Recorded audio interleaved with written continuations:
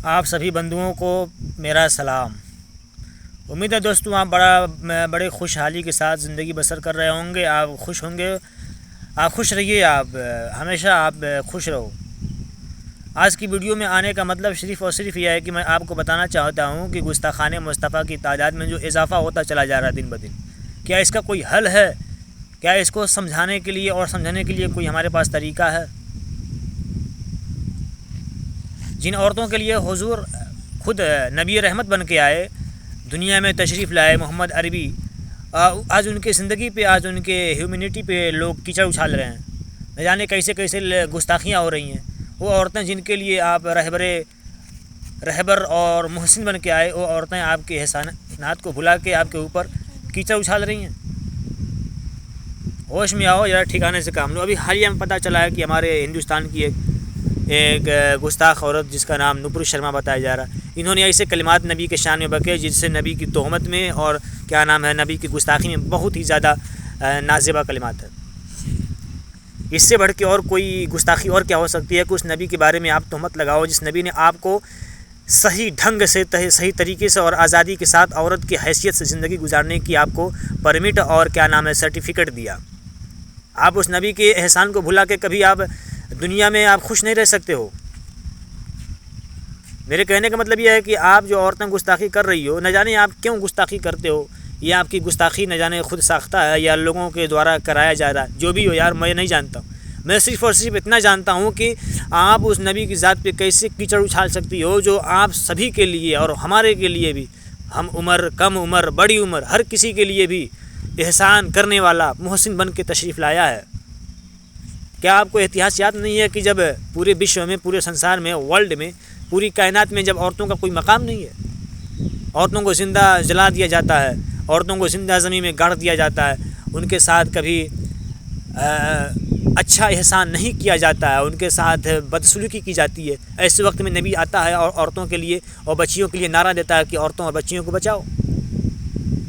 آج جو میری بہنوں، میری ماں اور بہنوں، آپ جو ہندوستان میں آزادی کے ساتھ زندگی بسر کر رہی ہیں اپنی شان و شوکت کے ساتھ، اس نبی کی صدقہ ہے، اس نبی کا برکت ہے کہ آپ ایسے زندگی بسر کر رہی ہو،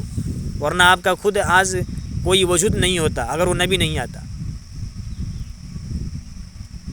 میں کوئی کانسٹیٹیوشن آف انڈیا کی بات نہیں کر رہا ہوں، میں انڈیا کے علاوہ میں اسلام کے کانسٹیٹیوشن کی بات کر رہا ہوں۔ اگر آپ یہ سمجھیں کہ اسلام کا کانسٹیٹیوشن کیا ہے تو آپ کبھی گستاخی نہ کریں۔ اسلام کا کانسٹیٹیوشن یہ ہے کہ لڑکی 9 سے 12 سال کے بیچ میں بالغہ ہو جاتی ہے، وہ اس قابل ہو جاتی ہے کہ اس کی شادی ہو، اور آپ یہ سمجھتے ہو کہ اس کے ساتھ زیادتی ہوتی ہے۔ ہاں، یہ مانتا ہوں کہ انڈیا کے کانسٹیٹیوشن کے حساب سے لڑکی 21 سال پہ بالغ ہوتی ہے، 21 سال پہ اس کی شادی ہو سکتی ہے، اور نبی نے تو ایسا کیا تاکہ انسانوں کو بتا سکیں، لوگوں کو سمجھا سکیں کہ لوگوں کے درمیان عورتوں کے احساسات کیا ہیں، ان کے جذبات کیا ہیں، ان کی مروت کیا ہیں، ان کی فیلنگز کیا ہیں۔ اور یہی وجہ ہے کہ نبی نے ایک شادی نہیں بلکہ 11 بیویوں سے شادی کیا، اور یہ صرف اس لیے تھا کہ نبی تاکہ عورتوں کو بتائیں کہ عورتوں کے احساسات کیا ہوتے ہیں۔ ظاہر سی بات ہے، ایک بیوہ کے احساسات ایک کنواری کے بنسبت کچھ اور ہوتے ہیں، کنواری کی احساسات اور اس کے فیلنگز بیوہ کے بنسبت کچھ اور ہوتے ہیں، ایک طلاق شدہ عورت کے احساسات بیوہ کے بنسبت کچھ اور ہوتے ہیں، اور ایک بیوہ کے احساسات طلاق شدہ عورت کے حساب سے کچھ اور ہوتے ہیں۔ نبی کی زندگی میں جب ہم دیکھتے ہیں تو آپ نے بیواؤں سے بھی شادی کیا، طلاق شدہ عورتوں سے بھی شادی کیا، کنواریوں سے بھی شادی کیا، ہم عمر سے بھی کیا، کم عمر سے بھی کیا، زیادہ عمر سے بھی کیا۔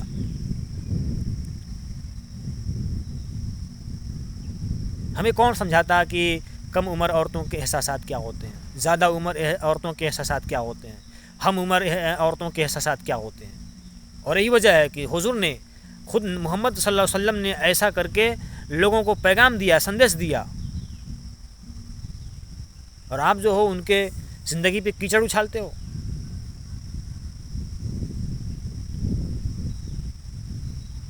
میرے عزیز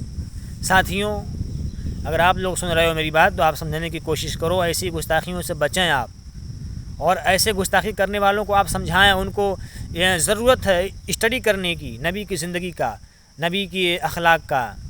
نبی کی اسٹرگل لائف کو سمجھیں، نبی نے کیا دیا ہمیں، کیا بتایا، نبی نے کیا کر کے دکھایا، ایسا ہو سکتا ہے۔